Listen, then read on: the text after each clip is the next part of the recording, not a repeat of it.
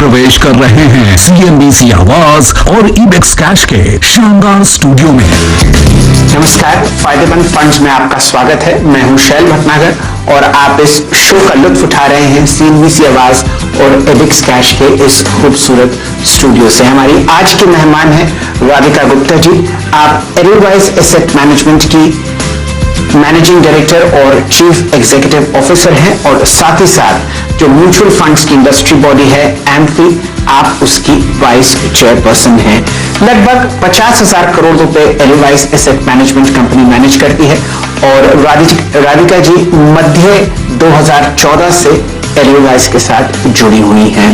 साथ ही साथ आपने इंटरनेशनल कंपनीज जैसे माइक्रोसॉफ्ट और मैकिन्सी के साथ भी काम किया हुआ है। बहुत ही जबरदस्त ख्याल आपके बाजार पर हैं, ट्विटर पे बहुत एक्टिव हैं। ना सिर्फ बाजार के बारे में लेकिन जिंदगी के बारे में भी राधिका जी बहुत बढ़िया टिप्पणी करती हुई दिखती हैं अपने ट्विटर स्पेस में। नमस्कार राधिका जी, स्वागत है आपका। और फायदेमंद फंड्स पे आज हम लोग चर्चा करते हुए दिखेंगे दो स्कीम्स की, Edelweiss large cap and mid cap fund और साथ ही साथ बैलेंस्ड एडवांटेज फंड। बताइए किस हिसाब से आप बाजार को देख रही हैं। निफ्टी में हम लगभग 8% पीक से करेक्ट किए हैं और बैंक निफ्टी में 13% की गिरावट है अपने उच्चतम लेवल से। नमस्ते शैल जी, बहुत बहुत शुक्रिया आपका मुझे बुलाने के लिए एंड आई होप आपके व्यूअर्स जहां भी हैं इस एनवायरनमेंट में सुरक्षित हैं और खुश हैं, ये सबसे ज्यादा जरूरी है। जहां तक आपने बाजार का जिक्र किया, पहले बाजार की बात करते हैं फंड से पहले। आई थिंक बहुत ही एक इंटरेस्टिंग टाइम रहा है क्योंकि पिछले 18 महीने में बाजार में हमने जो तेजी देखी है उसके साथ ही हमने बहुत नए निवेशक बाजार में जुड़ते हुए देखे हैं और उनके लिए जो आपने 8-10% का जिक्र किया, शायद ये पहला एक मीनिंगफुल करेक्शन कह सकते हैं। तो बहुत लोग पिछले 1-2 हफ्ते में सवाल भी पूछ रहे हैं कि ये करेक्शन क्यों है, कैसे है। बहुत नए निवेशकों के लिए पहली बार ये करेक्शन है। तो मैं ये तो कहूंगी कि ये जो 8-10% का करेक्शन है ये तो बाजार का वो है, दिस इज नेचुरल कोर्स। जहां तक हम बाजार को देखते हैं, हमारे लिए जो सबसे महत्वपूर्ण चीज है वो है अर्निंग्स ग्रोथ। और जब हम पिछले क्वार्टर की अर्निंग्स ग्रोथ देखते हैं तो हमें लगता है कि पॉजिटिव ज्यादा रहे हैं नेगेटिव से, वर्सेस नेगेटिव्स। ऑफ कोर्स हमेशा ऐसे फैक्टर्स रहते हैं जो बाजार को शेक कर सकते हैं, सरप्राइज कर सकते हैं, including possible revival in covid and I think sentimentally थोड़ा ये बाजार को इफेक्ट किया है, बट फंडामेंटली हमारा आउटलुक और markets remains very very healthy.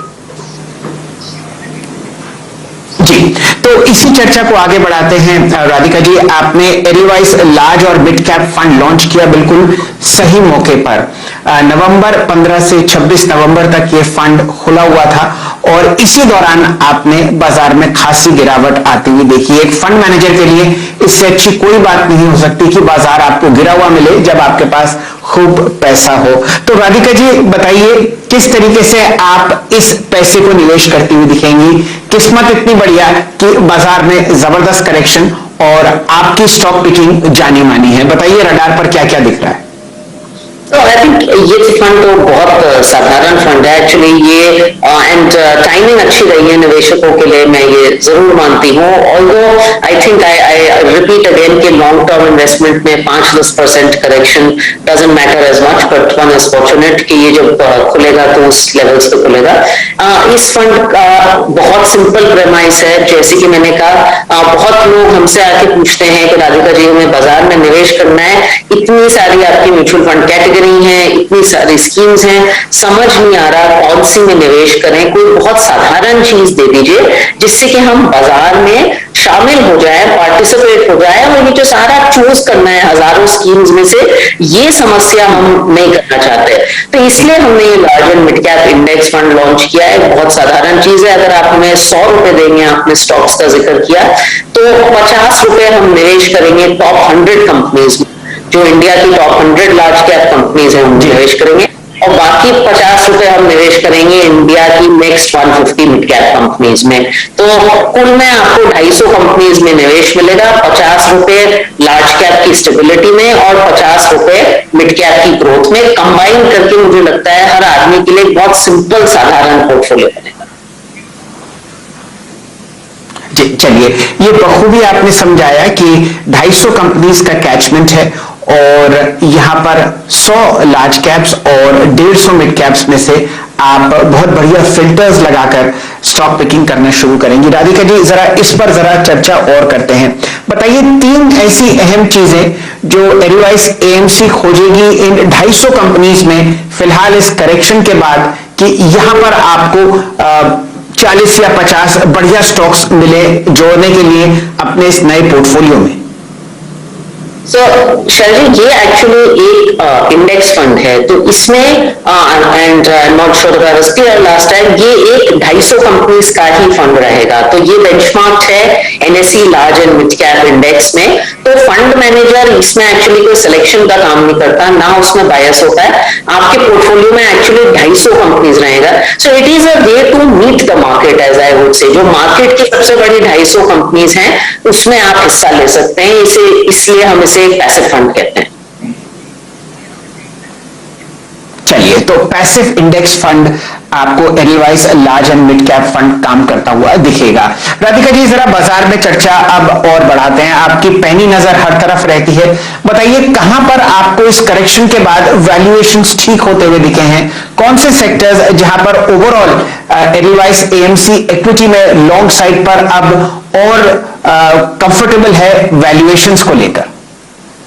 तो आई थिंक वैल्यूएशंस खासकर mid and small cap segment में थोड़े से इंप्रूव हुए हैं।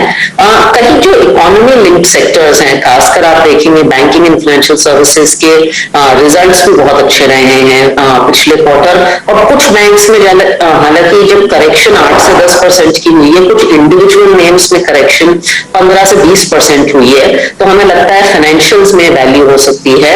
अभी भी हमारे पोर्टफोलियोज में थोड़ा सा स्क्यू रहेगा इंडस्ट्रियल्स की तरफ। बेसिकली ये जो इकोनॉमी लिंक्ड सेक्टर्स हैं, यहाँ हमारा थोड़ा सा स्क्यू रहेगा। और ये आपने रिजल्ट्स में भी देखा है कि इन कंपनीज के रिजल्ट्स, जो निफ्टी के भी रिजल्ट्स या मार्केट के भी रिजल्ट्स अच्छे हैं, they are very skewed towards financials on some of these economy linked companies. जी राधिका जी, कुछ व्यू आप दीजिए किस हिसाब से इस बार हम लोग देख रहे हैं लगभग 1 दशक 12 या 13 साल के बाद कि कैपेसिटी एक्सपेंशन साइकिल आपको मैन्युफैक्चरिंग स्पेस में अब बढ़ती हुई दिख रही है।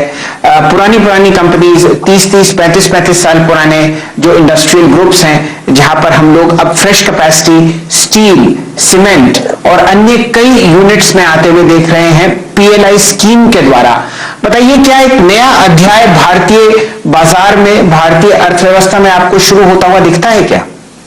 बिल्कुल। आई थिंक जब हम कॉर्पोरेट से बात करते हैं, जब हम प्रमोटर्स से बात करते हैं, मैनेजमेंट से बात करते हैं, तो एक कंसिस्टेंट चीज ये रहती है कैपेसिटी एक्सपेंशन की। एंड आई थिंक मैं बड़े शब्द तो ज्यादा इस्तेमाल नहीं करना चाहूंगी, but some kind of beginning of a major capex cycle हमें लगता है शुरू होने वाली है। बहुत सारे इसके ड्राइवर्स हैं, including sort of revival, including PLI scheme in many sectors, which is why we believe कि आज की तारीख में अगर आप निवेश करना चाहें तो जो इकोनॉमी लिंक्ड सेक्टर्स हैं, जो मैन्युफैक्चरिंग लिंक्ड सेक्टर्स हैं, वहां आपको बहुत अच्छी अपॉर्चुनिटी मिलेगी। और ये कंपनीज एक्चुअली काफी टाइम से सक्सेस्ड भी रही हैं compare to consumer companies and sort of more traditional companies. तो एक रिवाइवल डेफिनेटली होगा कैपेसिटी एक्सपेंशन के बाद। जी, तो राधिका जी, ये बात तो हुई कैपेसिटी एक्सपेंशन साइकिल पर। कहीं पर आपको ऐसे ओवर वैल्यूएशन के जोन्स अभी भी बाजार में दिखते हो जहां पर आपकी रिसर्च टीम, आपके फंड मैनेजर्स बाजार से परे रहते हो और वो उम्मीद कर रहे हो कि यहां पर प्राइसेस और करेक्ट करेंगे? हम लोगों ने बहुत ही शार्प करेक्शन देखा है केमिकल स्पेस में, जो कि बाजार की फेवरेट थी पिछले 10-1 महीने में। यहां पर कुछ वैल्यू पिकिंग होगी और ओवर वैल्यूएशन के जोन्स आपको कहां दिखते हैं? सिर्फ देखिए ओवर वैल्यूएशन के जोन्स तो रहेंगे ही, एंड आई थिंक ये ओवर वैल्यूएशन के जोन सिर्फ एक क्षेत्र में नहीं है, ये मेरे हिसाब से एक्चुअली प्राइवेट मार्केट से शुरू होकर आईपीओ मार्केट तक जाते हैं, एंड फिर इंडिविजुअल सेक्टर्स में जाते हैं। I think sector wise speaking हमारा मानना है थोड़ी अब खत्म हो गई है। अभी बॉटम अप्स जो मैक्रो बड़े ट्रेड्स हैं, आई थिंक उनका टाइम थोड़ा खत्म हो गया।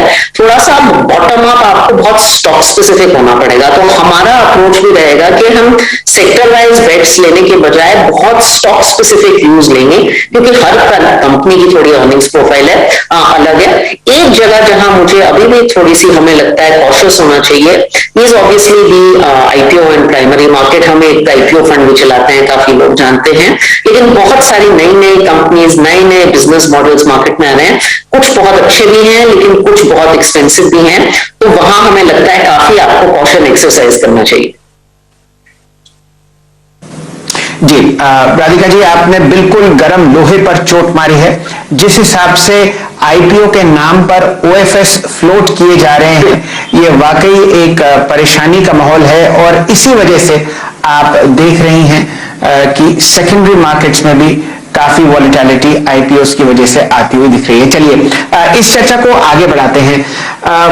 राधिका जी, बैंकिंग क्षेत्र खासकर प्राइवेट बैंक्स जो हैं वो बहुत सारे म्यूचुअल फंड स्कीम्स में खासकर इक्विटी साइड ओवरवेट स्टांस है, सेक्टर के मुताबिक भी और इंडेक्स के मुताबिक भी।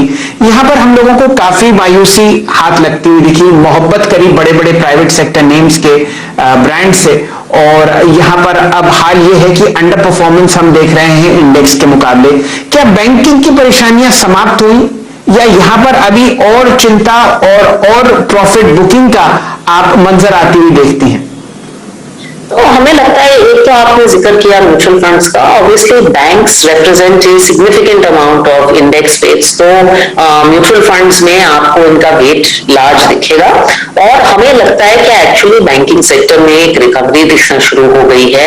अगर आप स्लिपेजेस देखें बैंकिंग में, तो they are starting to see some decline, and this is across banks, private sector more, public sector more. And अगर आप देखिए निफ्टी की भी ईपीएस में, तो बैंकिंग का एक बहुत सिग्निफिकेंट ईपीएस ग्रोथ बैंकिंग की अभी भी 30% के अराउंड रही है। So banks have actually led Nifty earnings growth.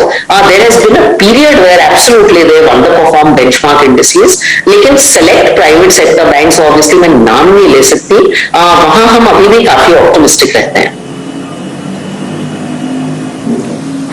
चलिए, ये तो चर्चा आपने अनेक सेक्टर्स पर होती हुई देखी राधिका जी के साथ। समय है एक बहुत ही छोटे से ब्रेक का, और ब्रेक के उस पार आपको राधिका जी डिस्कस करती हुई दिखेंगी एडवाइस बैलेंस्ड एडवांटेज फंड। ध्यान दीजिए, जिस हिसाब से हम लोग वॉलेटिलिटी बाजार में देख रहे हैं, कुछ कंपोनेंट अगर डेट का आपके पोर्टफोलियो में हो तो वो आपको बहुत मजबूती से एक कुशन प्रोवाइड करता हुआ दिखता है। Balanced advantage fund advice AMC का 5 स्टार फंड है। 6,330 करोड़ रुपए मैनेज करती है राधिका जी वहां पर, और इस पर चर्चा होगी कुछ ही समय।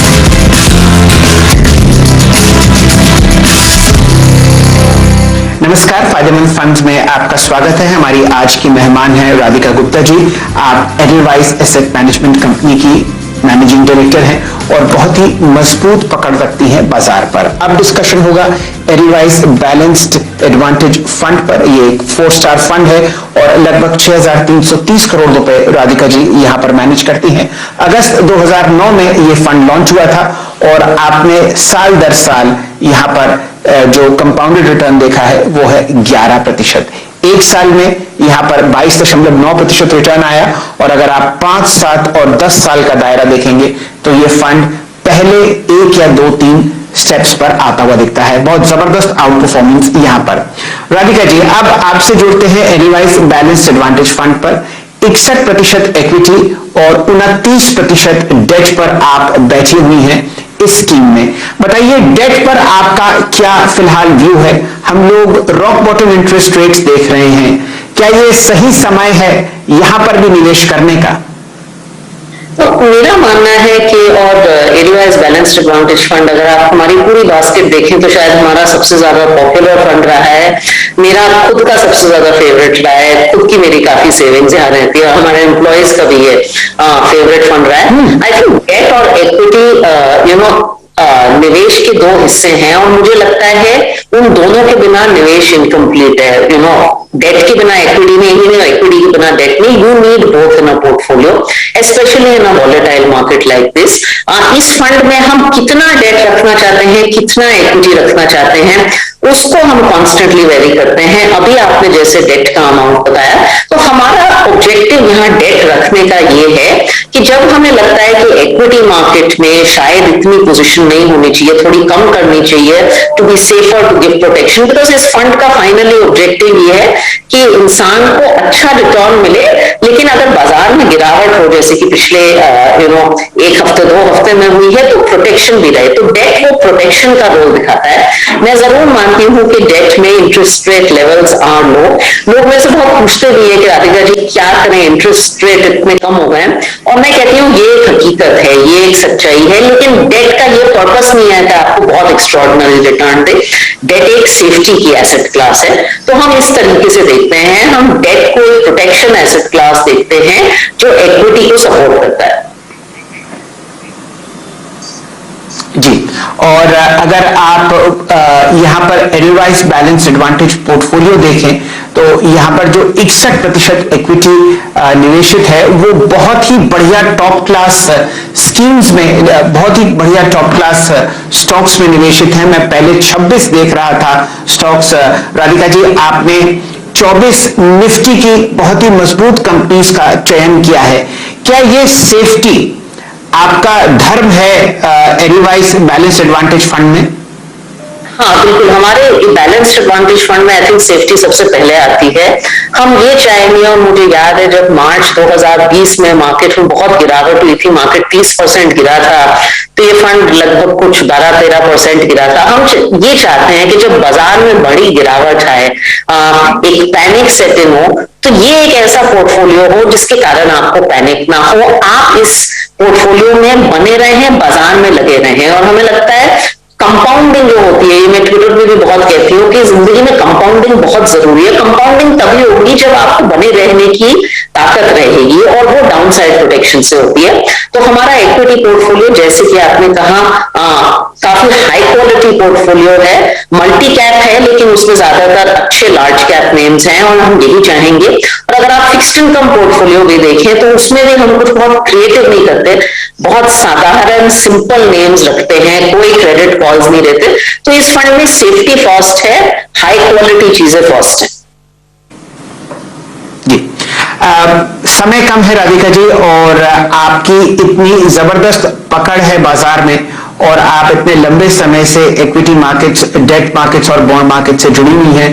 हमारे साथ लाखों नए निवेशक जुड़ते हैं हर महीने, वो आप देखती हैं डीमैट ओपनिंग से, आप देखते हैं ट्रेडिंग अकाउंट्स जो खुलते हुए दिख रहे हैं। आपके अपने तजुर्बे से 3 एक ऐसी अहम चीजें जो आप शेयर करना चाहती हैं नए निवेशकों के साथ, ताकि उनका नुकसान बिल्कुल ना हो, एक्सपेक्टेशंस बिल्कुल ठीक रहें, और वो बाजार में लंबी अवधि के लिए जुड़े। क्या रहेगी आपकी राय?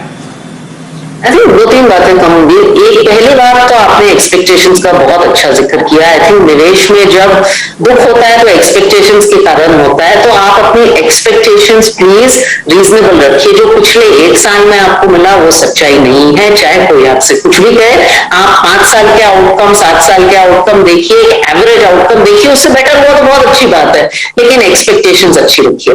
दूसरी बात मैं कहूंगी कि आप जब निवेश करते हैं, आप शेयर में जब निवेश करते हैं तो शेयर क्या होता है, किसी कंपनी का हिस्सा होता है, ये कोई एडहॉक चीज नहीं होती। अब पिछले 1-2 हफ्ते में मार्केट ऊपर नीचे गया है, लेकिन कंपनियों के प्रोस्पेक्ट इतने नहीं बढ़े हैं, तो आप थोड़ा, मैं कहती हूँ, जूम आउट होइए और अच्छे बिजनेसेस पे फोकस करिए और उन्हें लंबे समय तक रखिए। अगर आपने अच्छी बिजनेसेस में एक शेयर खरीदा है तो अच्छा ही होगा लंबे समय तक। तो थोड़ा सा न्यूज से जूम आउट करके लंबे समय तक रखिए। और तीसरा, आई थिंक बाजार में बना रहना बहुत जरूरी है, लेकिन वो करिए जो आपके लिए सही है। आई थिंक ये बहुत फोमो का जमाना है कि मेरे दोस्त ने ये मिड कैप खरीद लिया तो मैं ये करूं, उसने ये एफएनओ में ट्रेडिंग कर ली तो मैं ये करूं। जो आपको समझ आता है, जो आपके हालातों के लिए सही है, वो करना बहुत जरूरी है। चलिए राधिका जी, बहुत बढ़िया रहा, और खासकर ये 3 राय जो आपने दी कि एक्सपेक्टेशंस मैनेज कीजिए और ढंग की कंपनीज में निवेश कीजिए। आज हम लोगों ने चर्चा करी एडलवाइस बैलेंस्ड एडवांटेज फंड की, जो कि पिछले 11 साल से आपको बहुत जबरदस्त रिटर्न्स देता हुआ दिख रहा है, और एक नया ऑफर जो आपको राधिका जी लेकर आती हुई दिख रही हैं एडलवाइस एसेट मैनेजमेंट कंपनी की तरफ से, वो है large and mid cap index fund. Radhika ji, आप हमारे साथ जुड़ी, बहुत बहुत आभार आपका, और शुभकामनाएं कि बहुत जबरदस्त परफॉर्मेंस आप इस इंडेक्स फंड में देखेंगी, और जो out performance balanced advantage fund में चल रहा है एडलवाइस का, वो बरकरार रहेगा। धन्यवाद आपका।